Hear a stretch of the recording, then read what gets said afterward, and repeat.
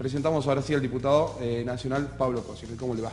Muy buenos días, ¿qué tal? ¿Cómo están? Bien, bien. Gracias por haber venido, ¿no? Nos interesaba mucho tener su presencia porque nos llamó la atención y nos interesó mucho lo que dijo en su momento en el recinto. Seguramente hablando como padre y como legislador. Sí, yo lo decía ese día en el recinto, no soy muy partidario de los discursos autorreferenciales, o sea, de tratar de fundamentar una idea sobre tu misma persona, ¿no? El yoísmo, porque yo, que muchas veces en política se hace, pero en este caso, yo la verdad que lo pensé mucho, yo iba a fundamentar el proyecto de ley, pero mi duda era si tenía que expresar la experiencia personal mía. Y decidí que sí, porque me parece que la mejor manera de poder generar un fundamento o un impacto en lo que uno buscaba, ¿no? Que es que esta ley funcione y funcione bien, era hacerlo desde la experiencia personal, que como en el caso de los papás de Justina había sido muy, muy dura, ¿no? El hecho de perder un hijo en una lista de espera, donde no se da el trasplante, y todo lo que eso genera, porque fueron muchos años, me parecía que era la mejor manera de sincerar y transparentar la situación. Bueno, hice eso, decir, bueno, hoy circunstancialmente estoy sentado en esta banca, pero podría estar en el lugar donde estaban los padres de Justina, y bueno, esta banca me da la posibilidad de plantear esta experiencia de la ley en la realidad, es decir, bueno, acá hay cientos de familias que le pasa lo mismo, cientos y miles de personas que no acceden al órgano y fallecen en una lista de espera, cuando otros países del mundo han adoptado el criterio que hoy adopta la Argentina y les ha ido bien. La verdad que España es un ejemplo fundamental, que tiene la tasa más alta de procuración de órganos. Muchos países de la Comunidad Económica Europea han hecho lo mismo y han revertido esta situación con el camino que hoy la Argentina ha elegido de la presunción de donante, ¿no? Que vale la pena aclarar, no es la obligación de donar órganos, lo que se va a hacer es respetar claramente la voluntad de las personas y una persona tiene hasta el último día de su vida para decir no quiero ser donante. Lo que hace es invertir la presunción. Antes se presumía que no eras donante y hoy se presume que sos donante. Antes tenías que decir dono expresamente, hoy tenés que decir no dono. Son evoluciones que las legislaciones hacen en todo el mundo. Ahora, falta información, falta de alguna manera, no sé, hablar más sobre el tema, debatirlo más. ¿Qué opina, por ejemplo, de aquellas personas, ya estábamos hablando de casi, o más, de 1 millón de argentinos que expresaron que no quieren ser donantes de órganos, pero sin embargo la ley fue, muy celebrada? Es más, en el recinto terminaron todos aplaudiendo, en las redes sociales, en la calle y demás. O sea, una ley que tiene un apoyo, ¿no? Podríamos decir. Pero ¿qué pasa con todas aquellas personas? A ver, hablar de más de 1 millón de argentinos no es un número chico, no es un dato menor. ¿Qué es lo que falta? Es más, hemos recibido llamados acá en este programa argumentando que no iban a donar órganos, quizás por cuestiones hasta que no tienen sentido, ¿no? Sí, sí, sí. No sé, diciendo que nos van a vaciar a todos, hablando de la venta. Sí. Hay mucha duda, mucha incertidumbre. Yo creo que está bueno lo que ustedes hacen porque hay que hablarlo y empezar a derribar muchos mitos. Uno de los mitos es el tráfico de órganos. O sea, y esto está bueno que hablen también los médicos y utilizar todo el tiempo del mundo que sea necesario. El trasplante de órganos es muy complejo. O sea, este mito de agarrar, secuestrar a una persona, subirla a una tráfico, sacarle los órganos, o sea, para hacer un trasplante de órganos hace falta mucha complejidad técnica y científica, equipos preparados, hospitales preparados, compatibilidad. No puedo sacar un órgano y ponérselo a otro así. Claro. Digamos, los órganos tienen que ser el órgano tiene que ser compatible con un montón de estudios que se realizan a la persona que lo va a recibir. Esos estudios no se hacen en todos los lugares en la Argentina. Los estudios de histocompatibilidad, por ejemplo, ahora se pueden hacer en Salta, antes se tenían que hacer en Tucumán, antes se tenían que hacer en Buenos Aires. No todos los centros hospitalarios están preparados para hacer un trasplante. Entonces, está bueno sacar estos mitos y hablarlo y discutirlo. Yo no me considero en condiciones de juzgar a nadie, menos a alguien que dice yo no quiero donar órganos. Pueden ser convicciones y hay que respetarlas. Lo que hay que tratar es de llegar a todos con la información, para que uno realmente sea libre al momento de decidir, porque uno si no conoce no es libre, es esclavo de la ignorancia de determinados temas, ¿no? bueno, después que se conozca realmente la situación y cómo es, cada uno será libre de decidir lo que quiere. Hoy serán 1 millón, después serán 800.000, después, y ojalá que vaya bajando en la medida que todo el mundo conozca realmente de esta situación. Y aquí creo que hay que hacer un fuerte apoyo a los equipos médicos, al INCUCAI. El INCUCAI va a tener que hacer campañas. También es verdad que se han hecho muchísimas campañas de donación de órganos y las cosas cuando era al revés no cambiaba, ¿no? Bueno, es otra oportunidad y otro canal distinto. Está bueno no enterarse de esto solamente el día de una elección, ¿no? Por ejemplo, que uno lo vinculaba estrechamente con ese tipo de fechas. Nosotros valoramos en su momento, diputado, cuando usted fue orador ahí en el recinto, estamos viendo las imágenes, porque siempre se habla, ¿no? Tantas veces se habla de la distancia de la clase política con la sociedad, que en definitiva es a quien representa, ¿no? Claro. Para eso son elegidos y demás, y en este caso puntual, un tema tan importante, tan sensible, porque el día de mañana nadie está exento. ¿Quién puede garantizar que el día de mañana no va a necesitar de donación de órganos o de sangres, o un ser querido, un familiar o demás? Y en este caso, uno se siente orgulloso, ¿no? Entre tantas pálidas, porque es una ley beneficiosa, ¿no? Que beneficia a todos más allá de creencias, ideologías que nosotros también respetamos, por supuesto, pero tanto se critica a veces a la clase y dirigencia política que, bueno, también están para eso, ¿no? Para favorecer al pueblo. Vos dijiste algo que es clave, nadie está exento, y nadie está exento. Estés en la posición que estés. Yo cuando me pasó el tema de Juan Pablo, en realidad tuve 2 etapas. En el año 96 a él lo llegan a trasplantar a los 2 años, pero lo trasplantan por la carencia de órganos, haciendo una reducción de un donante adulto. Hubo que trabajar a todo un equipo médico, y ese hígado de un adulto reducirlo al tamaño de un chico de 2 años. Muy compleja la cirugía, no se logró hacer un trasplante directo de un tamaño de un hígado de 2 años por la carencia también de la tasa de mortalidad infantil es muy baja, entonces obviamente era difícil encontrar un hígado para un chico de 2 años.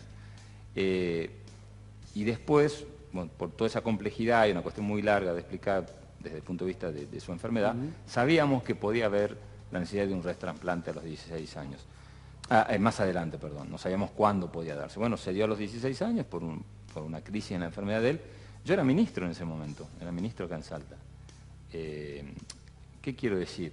Después me tocó ser diputado nacional. Yo la verdad que, como dicen en el discurso, nunca me imaginé que el día de mañana, en las circunstancias de la vida, me hacían tener que votar una ley que si hubiese existido capaz que cambiaba la vida de mi familia unos años antes.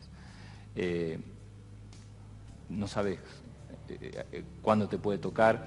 Yo el tema de la donación de órganos, hasta que me pasó a mí, como hoy a ustedes les pasa, lo veíamos por televisión, veía a las familias que pedían por favor que se done órganos. No estaba involucrado en el tema, lo veía como un ciudadano más y me tocó. Yo nunca en la vida pensé que me iba a tocar. Entonces digo, si uno puede hacer algo para evitar que las familias pasen lo que uno tuvo que pasar, creo que hay que hacerlo. Por eso yo lo blanqueé, como decís, más que a título de legislador, usé el micrófono de legislador para plantearlo desde el punto de vista de una experiencia personal y común, ¿no? ¿Cómo cree, diputado, que se logra, no sé si es convencer el término, porque ocurre esto, que esté en el discurso, nos puede pasar a cualquiera, nadie está exento pero lamentablemente, aparentemente, tomamos conciencia cuando nos toca de cerca, a nosotros, a un amigo, a un familiar, ¿no? Porque me parece que las personas que hablaron, tanto desde un lugar como el de usted, como en los medios, alguien que fue entrevistado porque la pasó, es justamente eso, gente que la pasó, que la conoció de cerca, pero por ahí alguien, o me parece que los que se fueron a anotar para no donar, justamente no la vivieron de cerca porque no tienen como esa especie de conciencia o evolución, es una palabra que usted usó, pero hablando del mismo tema, pero por ahí para otro lado. Me parece que en ese sentido tenemos que evolucionar como seres humanos, no esperar a que nos toque, sino que tomar una conciencia real y distinta. Son procesos, yo digo que son procesos que hay que darlos y hay que iniciarlos y hay que dar tiempo también para que cambien las estructuras de pensamiento. Tampoco podemos pedir de que de la noche a la mañana, por más que exista la ley, las estructuras de pensamiento de una sociedad cambien automáticamente. La ley es una herramienta, pero no te asegura que todo cambie. Pero sí hubo, por ejemplo, mucha gente que fue a anotarse a partir de esta modificación, sí, para no yo donar. creo que es como que reforzando ese pensamiento. Por lo que hablábamos recién, que vos decías, los temores, la falta de conocimiento. Algunos las convicciones. Yo he tenido casos que nos ha pasado a nosotros, operativos de donación de órganos que habían comenzado, apareció una abuela que era de una religión X, que estaba en contra, que no aceptan las donaciones de sangre y demás, y se frustró el operativo. Entonces, también hay casos en donde son convicciones de tipo religiosa, que por suerte ya son menos, porque la mayoría de las religiones se han expresado. En el bloque anterior tuvimos un sacerdote acá, el padre Carlos Gamboy, se mostró a favor. Bueno, el Papa Juan Pablo II fue el que hizo un quiebre, si se quiere, en el mensaje, ¿no? Y salió fuertemente en su momento a plantear la posición de la Iglesia Católica respecto a favor de la donación de órganos. La mayoría ha hecho su evolución, por ahí quedan algunas que no todavía, y eso también incide. Pero bueno, creo que es un tema que hay que seguirlo sosteniendo cada tanto, y yo creo que en la medida que vaya pasando el tiempo, que se vean los resultados, se va a ir dando vuelta. También es verdad que el tema de donación de órganos te lleva a un punto donde al ser humano le es muy difícil de entrar, que es la muerte. Es así, es una decisión desde la muerte que genera vida, y nadie quiere ponerse frente a una situación que tarde o temprano te va a llegar, y es como que uno se resiste a hablarlo. Pero hasta desde ese punto de vista también es entendible que lleve tiempo en algunas estructuras de pensamiento cambiar. Bueno, aprovechamos la presencia, ¿no?, del diputado además para hablar, salimos del tema de la ley Justina que finalmente y afortunadamente se aprobó, para hablar de política, ¿no?, política nacional. Recién estaba viendo bien que pasa salto una declaración del gobernador Juan Manuel Urtubey hablando de que el país fue o apeló al FMI, eso representa un fracaso de la dirigencia política argentina. Puntualmente el gobierno nacional, ayer Macri asumiendo errores propios. A mí, por ejemplo, una de las lecturas que uno puede hacer es que el gobierno, más allá de hablar de la herencia recibida, que volvió a hablar del tema, asumió errores propios. Nosotros, hablando de la oposición, creemos o consideramos que le dio vida al gobierno a través de tantos desaciertos y errores no forzados, como se dice en el tenis. ¿Ustedes tienen la misma apreciación de que se revitalizó la oposición como una opción o alternativa real y concreta de poder para el año que viene a raíz de un gobierno que no le encuentran rumbo a la economía? Lamentablemente sí, diría lamentablemente, es que la oposición encuentre una posibilidad de ser alternativa el año que viene por un fracaso del gobierno no está bueno, ¿no? Nosotros siempre dijimos que tratábamos de construir una oposición que sea una alternativa, pero porque sea superadora. También creo que esto es tenido en cuenta, o sea, creo que la sociedad también de a poco va advirtiendo de que hubo una oposición en Argentina que para ser alternativa no apostó al fracaso de este gobierno, que le ha dado a este gobierno, incluso a costa, valga la redundancia, de costos políticos propios, herramientas que el gobierno pidió para gobernar. Ahora, si después el gobierno, teniendo todas las herramientas, teniendo una oposición que no le plantea obstrucción, se equivoca, es una responsabilidad ya del gobierno. O sea, me parece muy injusto cuando veo a algunos ministros de este gobierno decir hay una oposición que está buscando boicotear. Yo creo que es totalmente al revés. Es más, muchos nos critican porque quisieran que seamos más duros todavía. Y yo digo que también eso dependerá del rumbo de este gobierno. Está bueno que el presidente haga autocrítica, lo que creo que es importante que empiece a cambiar, si realmente va a haber autocrítica, ¿no? Y yo no veo mucha voluntad, la verdad, de cambio. Recién venía para acá escuchando en el auto un informe del nuevo aumento de combustibles, de la brecha que hay entre el valor del combustible en la Ciudad de Buenos Aires y en el interior, de la crisis de la pequeña y mediana empresa. 21% de aumento de tarifa las pymes industriales han tenido antes de ayer, las que compran a boca de pozo energía que está totalmente dolarizado. Es un país en donde hoy la economía real no funciona y lo único que ustedes como comunicadores saben que ha ocupado el puesto número 1 de la información, el valor del dólar, de la tasa de interés y de la LEVAX.